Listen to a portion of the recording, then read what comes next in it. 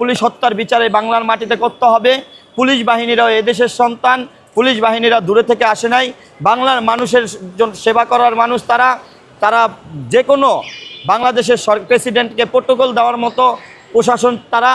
দেখেন তারেক রহমান সাহেব আছেন এবং অন্তর্বর্তীকালীন সরকার ডক্টর ইউনূস ছিলেন, যিনি এই ইউনূসে এই যে হাদি হত্যার বিচারের জন্য ছাত্র জনতারা ঝাঁপিয়ে পড়েছিলেন।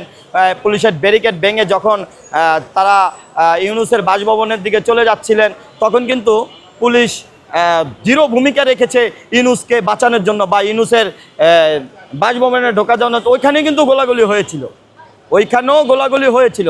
যে একজন প্রেসিডেন্ট দেশে, তাকে মারার একটা প্রকল্প চলে।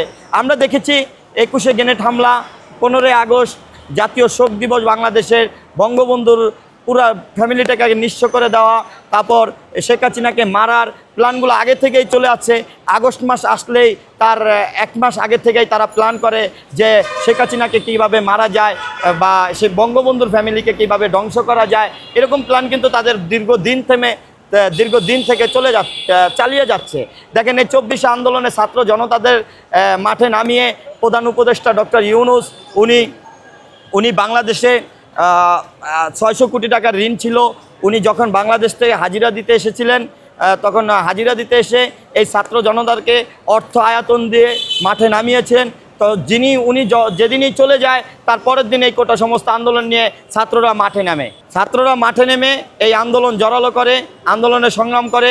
জননেত্রী শেখ হাসিনা এমনই একটি মানুষ, যা মানবিক নেত্রী, যার ভিতরে প্রত্যেকটা মানুষের খোঁজখবর নিয়েছে। বাংলার ইতিহাসে সর্বশ্রেষ্ঠ মানুষ উনি।